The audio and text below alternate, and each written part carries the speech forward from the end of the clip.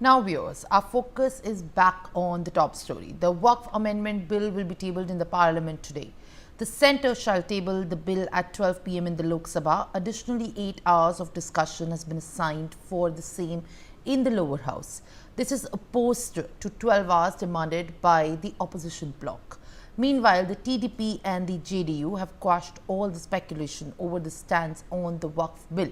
Both the parties have issued a 3-line whip to all their MPs, directing them to be present in the Lok Sabha and support the centre on Waqf bill. However, the Indie bloc shall unanimously oppose the Waqf Amendment Bill in the Parliament. The opposition has presented a united face, with the key leaders huddling the national capital to formulate a joint strategy for the Lok Sabha. Bigwigs from the Congress, Samajwadi Party, NCP, SP, Trinamool Congress, Aam Aadmi Party and the DMK were present in the crucial meeting. Meanwhile, slamming the bill as unconstitutional, AICC President Mallikarjun Kharge has affirmed that the opposition shall work together on the floor of the Parliament to defeat the centre on the recommendations of the Waqf. Now, joining me live on the broadcast is a very special guest. The chairman of the Chishty Foundation, Salman Chishty, joins me live on the broadcast, in fact, to speak on the entire controversy that has been embroiled as the showdown and the uproar, both in the House of the Parliament and outside, between the political parties and the centre and the opposition peaks. Appreciate you joining me this morning, sir. Firstly, I would want to address the big elephant at this point of time. Why do you think that the Waqf board needs the immediate reforms?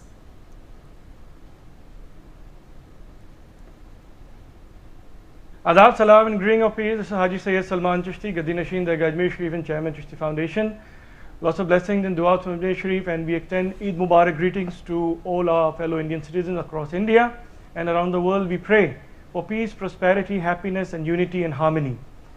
As of now, when the Waqf bill has been talked about and going to be presented soon in the Parliament of India, we expect that the Waqf reform bill address the key issues of mismanagement, corruption and underutilization of the Waqf properties since so many decades in the past. If that has been addressed, I think that would be a game changer. That would be really benefiting for the Muslim community from all strata of life. And that is why the important initiatives of these reforms into the Waqf management, people who have been going to be part of the management board, members, they have to be honest, they have to be upright, and they have to be visionary to utilize the Waqf properties up to its maximum capacity, not underutilize and connive with corruption, mismanagement and those who indulge in illegally occupying the Waqf properties. Sir, you have often spoken of the Sachar Committee Report and how the Waqf revenue should be at 20,000 crore compared to its current 200 crore rupees. Why do you think that have Waqf properties not been able to generate that kind of a revenue, and how do you think these amendments are likely to help as well? Last year in August, we have written an article about the same issue, because we have been witnessing, we have been seeing about the gross mismanagement, underutilization of the Waqf properties, and their real worth has not been utilized over the last few decades. When we see, and I quoted about the example of Jaipur, the city next to Ajmer Sharif, the MI road, which is named as Mirza Ismail Road. Most of the properties there, the rentals are marginalized, the rentals are still on the rates of 1950s and 1960s, about 500 to 1,000 rupees a month, and the Waqf committees which are responsible for collecting those rental as it is a Waqf property, those shops, they have been always conniving with the Waqf committee members and adding to the mismanagement, corruption and underutilization of the Waqf board. So the Sachar Committee has itself written in their reports that the present collection of about 200 crores across India yearly income is nothing as compared to the original worth, which could be easily between 12,000 crores to even 20,000 crores in today's time. So I think to overcome that, if the bill addressed that issue and this full utilization and the real worth of the Waqf properties are enhanced and realized, that will surely benefit the Muslim community across India in terms of development, in terms of resources, in terms of jobs creation facilities, in terms of healthcare facilities, in terms of educational facilities, which are the most lacking for the Muslim community in India. Well, on that note, it is also important to ask at this point of time that what do you think does the Muslim community, especially the backward groups, need and require from the Waqf Amendment Bill? What is that is actually required if these are being opposed? Waqf reforms have been long pending because of the mismanagement and gross corruption, and due to that, the Muslim community, especially from the lower strata of the Muslim community who are underprivileged, who don't have the basic resources, they were always been marginalized, and they were the one original intent of the Waqf was that they should be the one who should be benefited with healthcare facilities, educational facilities, and all the noble intention when we donate, when the Waqf, the one who is doing the noble intention and donating their personal properties for the upliftment of the Muslim community, they have not been utilized as per their original intent.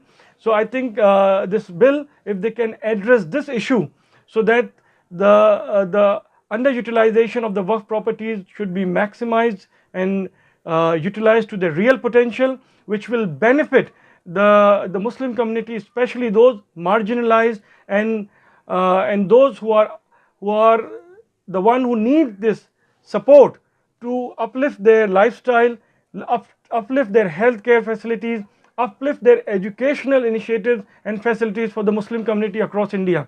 And if that happens, I think this is a very important step, and this should be government responsibility when the bill is introduced and gone through its implementation.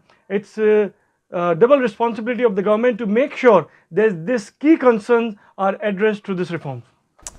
Well, definitely, as in fact you have also expressed your opinions on social platform X. Now, what we importantly need to understand that those opposing the bill are also saying that the provisions like inclusion of the non-Muslims will affect the powers of the Waqf boards. How would you respond to this, especially that includes the largest strata of the opposition as well, that has been up in arms to attack the center on this front?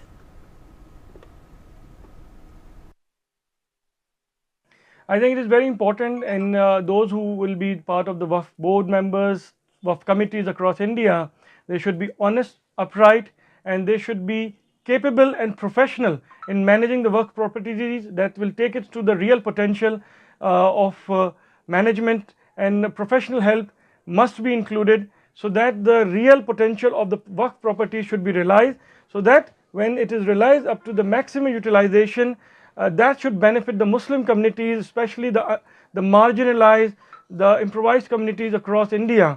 They should be the one who should benefit with the real reforms, and that should be the greatest initiative with these reforms.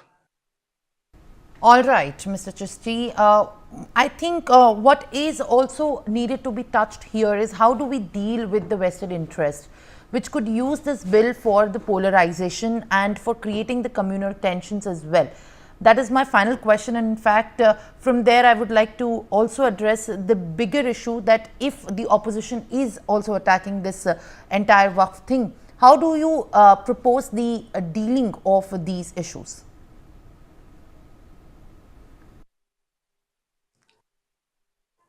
India is a land of diversity, and India empowers every Indian citizen, 1.4 billion Indian citizens, with the constitution.